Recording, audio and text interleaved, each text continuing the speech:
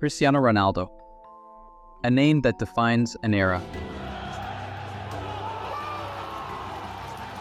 Just slipped in behind Florenzi now. Ronaldo! And then Ronaldo! What a goal! Cristiano Ronaldo! A man worshipped like a god both on and off the pitch. With 5 Ballon d'Ors, hundreds of goals, and a physique sculpted through relentless discipline, he's arguably the most famous footballer on the planet. But behind the trophies, the statues, and the shirtless celebrations lies a more complicated story. This is not just the rise of Cristiano Ronaldo. This is the dark side.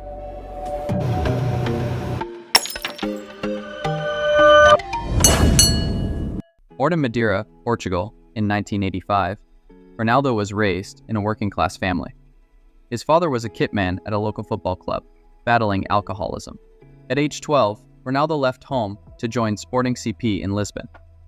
From the beginning, his talent was undeniable. So was his drive. While others rested, Ronaldo trained. And it paid off.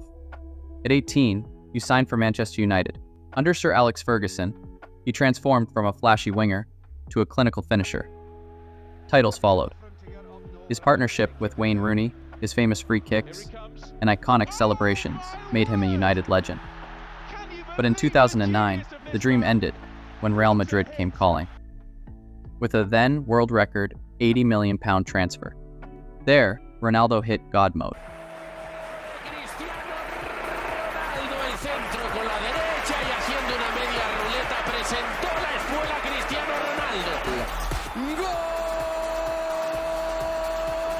¡Golazo de Cristiano Ronaldo!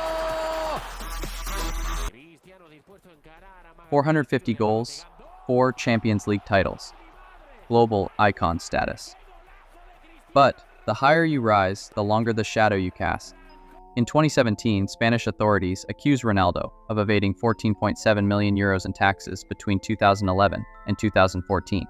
The case revolved around image rights and offshore companies. Ronaldo denied wrongdoing, but in 2019, he accepted a deal. An €18.8 million fine and a suspended 2-year prison sentence. He avoided jail, but the scandal shook his pristine image. He wasn't alone. Messi, Neymar, and others faced similar charges, revealing a broader issue within Spanish football. But for Ronaldo, whose brand was built on perfection, the damage lingered. On June 12, 2009, Cristiano Ronaldo was in Las Vegas.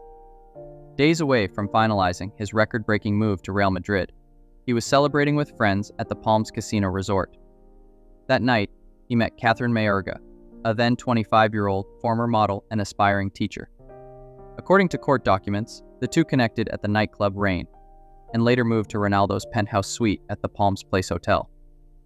What happened next is at the heart of this story, and at the center of 2 completely opposing accounts. According to Catherine Mayorga, once in the penthouse, Ronaldo sexually assaulted her. She claimed he forced himself on her, despite her repeated refusals. Mayorga says she went to the police that night but did not name Ronaldo directly, fearing retaliation and public scrutiny. Soon after, she says she was approached by Ronaldo's legal team. In 2010, the 2 parties agreed to a private settlement. Ronaldo reportedly paid $375,000. In exchange, Mayorga signed a non-disclosure agreement, pledging never to speak of the incident again. The case remained hidden for nearly a decade. In 2017, the German investigative magazine Der Spiegel obtained and published documents leaked by Football Leaks. These included internal communications from Ronaldo's legal team, allegedly revealing chilling details of the incident and acknowledging non-consensual elements. One of the leaked documents reportedly quoted Ronaldo saying, "Mayorga said no and stop multiple times." Ronaldo's team immediately denied the authenticity of the leaks, claiming the documents were fabricated or altered. But the public pressure mounted. In 2018, Mayorga came forward publicly and filed a civil lawsuit in Nevada to overturn the NDA and pursue justice. Ronaldo firmly denied all allegations. In a statement, he said, "Rape is an abominable crime that goes against everything I am and believe in." He called the reports fake news. His lawyers insisted the encounter was consensual and criticized Der Spiegel's reporting as irresponsible and defamatory. Despite the lawsuit, Ronaldo continued playing at the highest level. He remained silent in most interviews, avoiding further comment. As the civil case unfolded, key legal issues took center stage. In 2019, Las Vegas police reopened the criminal investigation but concluded there was not enough evidence to pursue charges. Meanwhile, in the civil case, Mayorga's legal team attempted to overturn the NDA by arguing she was mentally unfit when she signed it. However, in 2022, U.S. District Judge Jennifer Dorsey dismissed the case, not because of the alleged incident itself, but because Mayorga's lawyer had used leaked and inadmissible documents to build the case. The judge ruled that the use of stolen evidence tainted the entire process. As a result, the lawsuit was thrown out with prejudice, meaning it could not be refiled. For Ronaldo, there was no criminal conviction, no civil penalty. But the court of public opinion remained divided. Some fans saw it as a resolved case, proof of innocence. Others viewed the legal dismissal as a technicality, not an exoneration. Mayorga disappeared from public view. Ronaldo moved on, changing clubs, continuing his career, and expanding his brand. But the shadow of the allegation never completely vanished. The case of Catherine Mayorga versus Cristiano Ronaldo is one of the most high-profile and complex legal sagas in sports history. At its center is a night with two versions of truth. One claimed power and silence, the other claimed lies and manipulation. To be great, you need ego. But with Ronaldo, some argue it sometimes spilled into arrogance.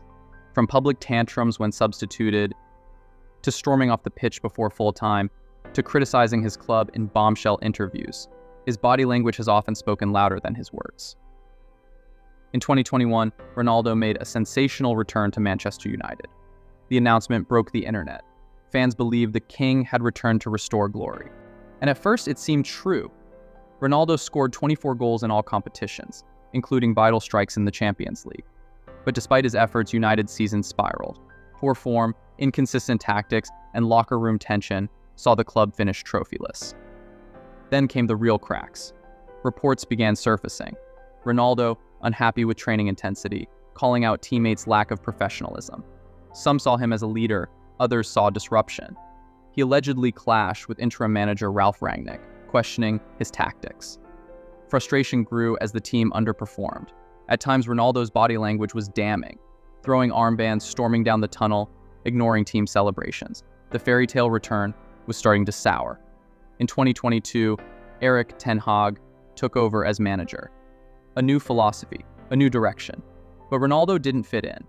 He was benched for key matches.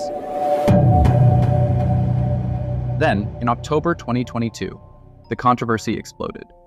Ronaldo refused to come on as a substitute against Spurs and walked off before full time. Ten Hag disciplined him, leaving him out of the squad for the next match. The message was clear.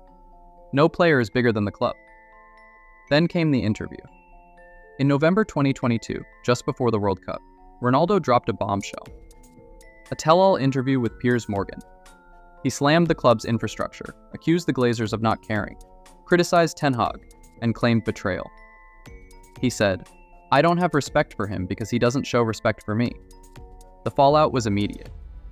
Within days, Manchester United and Ronaldo agreed to terminate his contract by mutual consent.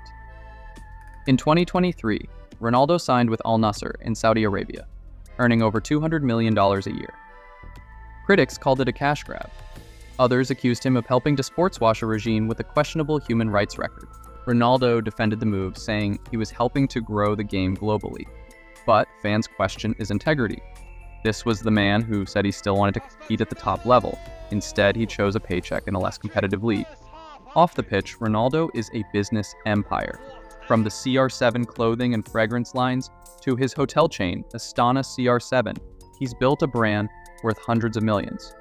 With over 600 million followers across social media, he's the most followed person on Instagram. Each post is a marketing event, often earning six-figure payouts. He's not just a footballer, he's a global business mogul. But there's another side to Cristiano Ronaldo, one that doesn't get enough attention: the philanthropist. Ronaldo has donated millions to children's hospitals, cancer centers, and disaster relief efforts. He's paid for life-saving surgeries for children, funded school programs, and even auctioned off personal awards to raise money for causes he believes in. Notably, he supported Save the Children, UNICEF, and World Vision. Behind the image of a hyper-competitive icon lies a man who never forgot his humble beginnings. He's now a proud dad of 5 and frequently shares moments from family life with partner Georgina Rodriguez. He avoids politics, rarely gives controversial interviews, never shows weakness, but perfection is exhausting, and sometimes cracks show. Cristiano Ronaldo is a once-in-a-generation athlete. His rise is legendary, his work ethic unmatched, but greatness doesn't come without flaws. Behind the godlike aura is a man who has made mistakes, drawn criticism, and courted controversy. You can admire his brilliance and still question his choices, because in the end, every god has a shadow.